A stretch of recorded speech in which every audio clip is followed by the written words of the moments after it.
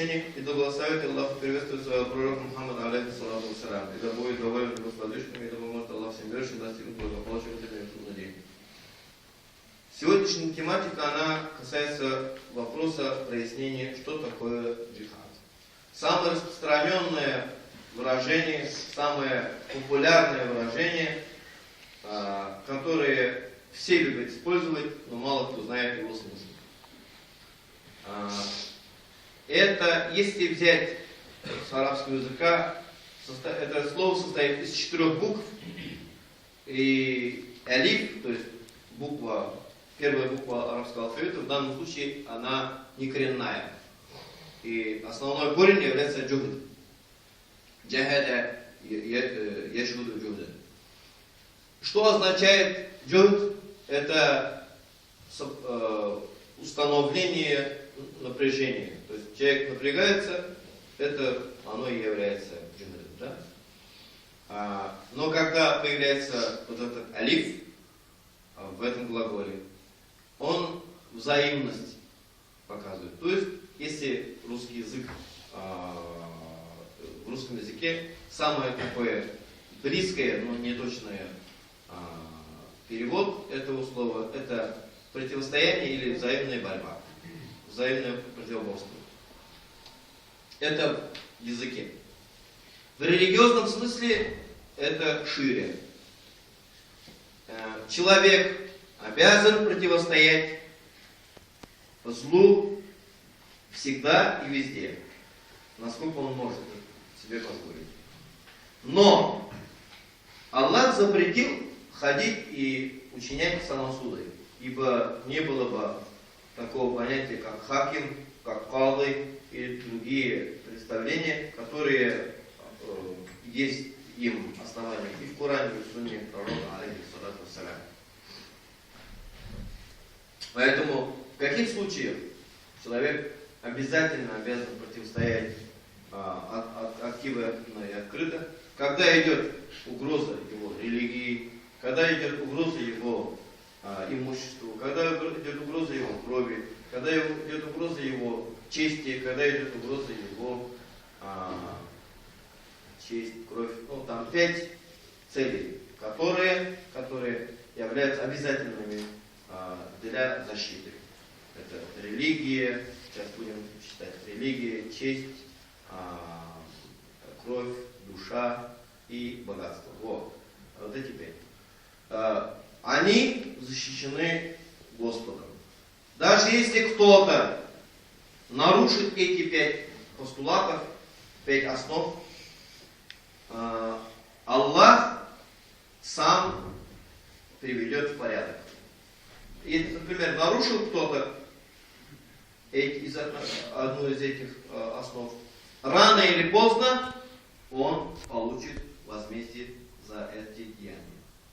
В мире нет места, где бы Аллах Субхану ва Тааля сам не приводил в порядок. И это мы должны понимать. Но в том случае, если человек сам в состоянии противостоять вот этим и защитит вот эти 5 пунктов, он защищает сам. Аллах Тааля, значит, уже ему дал эту возможность, и он сам защищает. Но, к сожалению, сегодня у нас, мусульман, распространено очень узкое представление. Это типа взять оружие и друг с другом воевать. На самом деле в арабском языке есть другой глагол, который показывает именно человек, когда друг с другом воюет или ему похожие действия. Это харбун. Харбун — это именно люди действительно, когда друг с другом воюют. И во многих мусульманских народах есть слово военный, это харби. Харби — это военный. Да? Это действительно кровопролитие. То есть говорить, что мирная война, мирный воин, это все ложь. Война никогда не была добром, она никогда не была благом, и в исламе нет священной войны как таковой. Вот многие любят говорить, да, что это священная война. Аль-Харбуль Мукаддас нет в исламе. Абсолютно в исламе нет такого понятия, как священная война. Как может кровопролитие быть священным? приписали это, придуманные выражения. Противостояние тоже, если оно доходит до кровопролития, в нем нет хорошего. Поэтому Аллах Субхану ва Тааля дает возмещение такое, это не вознаграждение, а возмещение. Если человек потерял здоровье или свое тело, он не смог защитить. Возмещает Аллах Субхану ва Тааля. Если человек именно достойно поступил в тот или иной миг своей жизни. А говорить, что вот мы, мусульмане, вот у нас есть священная война, это полнейшая ложь. Нет такого понятия. Ни в одном хадисе, ни в одном аяте война не описана так кощунственно, как священной. Есть компьютерная игра на арабском языке. Она переводится к священной войне. Аль-Харб аль-Мукаддас, да. Компьютерная игра есть такая. Но в исламе этого нет. И мне всегда уши режут, когда мусульмане сами же считают, что война она священна. В чем святость кровопролития? Никакой святости в этом нет. Это, к сожалению,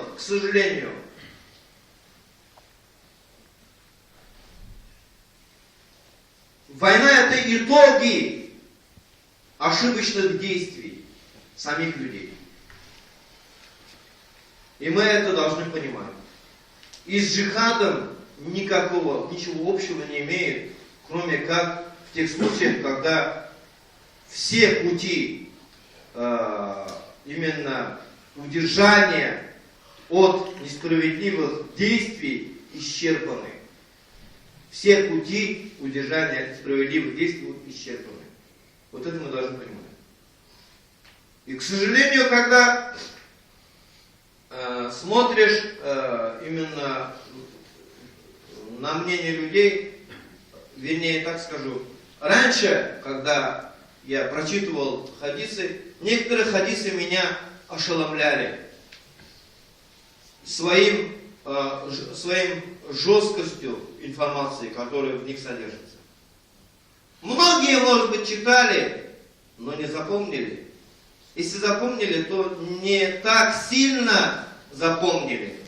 Но есть хадис, в котором очень сильное предостережение идет к нескольким группам людей. Первое, это кто? Это ученые. В судный день будет приведен к Аллаху ученый. И Аллах спросит у него, знает Аллах его положение вещей, знает Аллах, к чему он стремился, но спросит для судного дня. Это его воля, мы обязаны уважать волю Господа. Спросит, для чего ты знания брал? Ну, конечно, в судный день все будем стараться быть праведными. Не будет неверующих в судный день перед Аллахом. Даже неверующие будут верить, что Аллах есть, все нормально. Этот человек, конечно, скажет, ради Тебя, Господи, я знания брал. И какой же будет вердикт или ответ Господа? Нет, не ради меня ты брал знания. Вы представляете, в судный день ученому, который изучал что-то, и в судный день получить такой ответ от Господа? Это же тяжелее некуда. И что? Ты брал знания для того, чтобы тебя почитали. Для того, чтобы тебя слушали. Ты брал знания для того, чтобы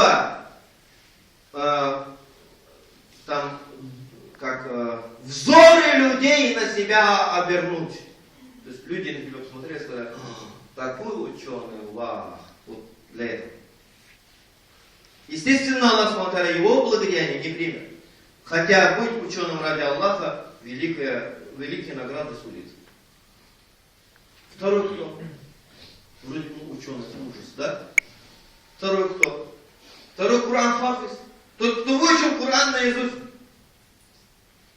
он скажет, Аллах его спросит также, зная его положение, зная его истинный ответ, задушевный ответ, для кого и для чего ты Коран выучил? Весь Коран!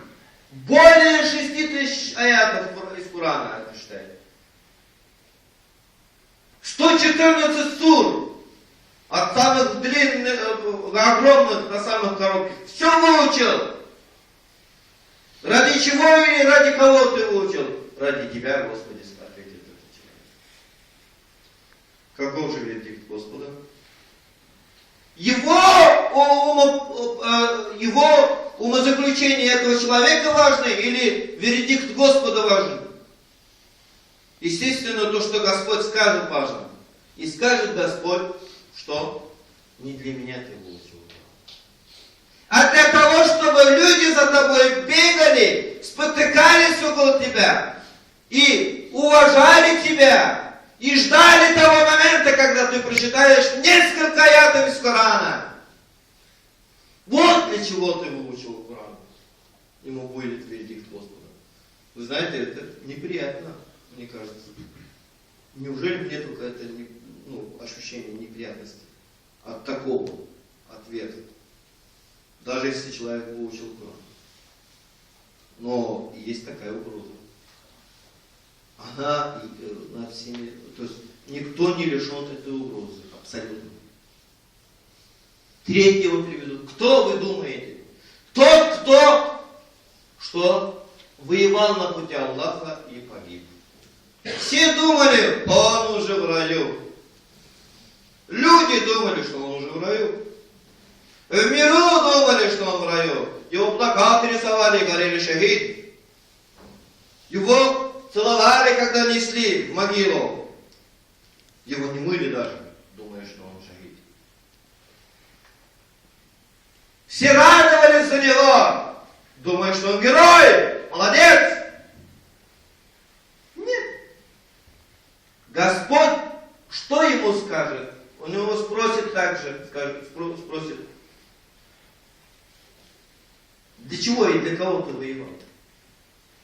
Для чего и для кого ты погиб? Вердикт Господа, как вы думаете? Он сам, конечно, скажет, я ради тебя, Господи, для тебя воевал, ради тебя весь погиб. Нет.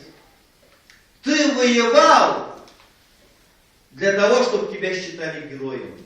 Бапаль, там именно качество приводится. Бапаль. Это герой. И это качество, чтобы люди этим восхищались. Ну ты погиб. Просто погиб. Мне кажется, очень тяжело этот хадис читать и слышать. Или его смысл даже. Или даже его слышать. Но эти хадисы, они нас отрезвляют. Они нас учат правильные цели ставить. Они нас отдаляют от ложных представлений, которые нам сулит шайтан. И не нужно нам жаждать бед, от которых, чтобы они не были, много людей сил потратило. Я вам честно от всей души говорю. Для того, чтобы не было войн, для того, чтобы не было бед, люди очень сильно стараются. Между прочим, это нелегкий труд. Меня ошарашил один момент, когда я в Стамбуле был. С человеком, с людьми разговариваешь, там много сирийцев. Вот споткнешься сириец, реально. И в магазин заходишь, сперва я по-турецки там пытался, потом как-то знал, что они арабы. Ты по-арабски можно обратиться к тебе там, и молоко найдут, и все найдут. И удивятся, что там кто-то знает арабский язык, и с ними по-арабски кто-то разговаривает вообще. Потому что турки не любят по-арабски говорить изначально. Сараками, по-турецки они говорят. И когда разговариваешься там он продавец, ему кто-то тебя обслужит, с тобой поговорит, да? У них спрашивают, как вам в Стамбуле? Так, живется нормально, говорят. Какая у вас мечта, говоришь? Молодых людей, которые покинули свои родные дома из-за беды, которая в их страну пришла. Они говорят, мир на войне. Вот к миру становится, уйдем на следующий день. Единственная мечта это мир, говорят. Я думал, это один только так думает, а там практически все. Мы, говорит, жили, но никогда не думали, что такое возможно. Когда это я услышал, думал, наверное, у них там слишком жестко. И тут бах, украинская проблема появилась. Из Украины много людей приехало. Люди также говорят, прямо божатся и говорят, они говорят, мы никогда не думали, что у нас будет война. Никогда не думали. Люди настолько были удивлены тому, что мир и война, они рядом ходят. После того, они только тогда поняли, когда это случилось. Понимаете? Когда человек, даже когда от него примерно 200 километрах идет война, а у него в городе нет войны, он надеется, что война не придет. Реально так человек устроен. Потому что ему неохота уходить из благоустроенной квартиры, из коттеджа, из своих бассейнов, из своего дома уютного. Неохота уходить, ему реально. И он говорит, пройдет. Понимаете? Без молитвы, без просьбы перед Аллахом, без стараний, нигде мир не сохранится. Потому что одним из исходящих смыслов слова джихад это старание. Это старание. Когда человек действительно старается, чтобы у него было благополучие, чтобы в его стране было благополучие, мир и спокойствие. Мир и спокойствие потерять легко.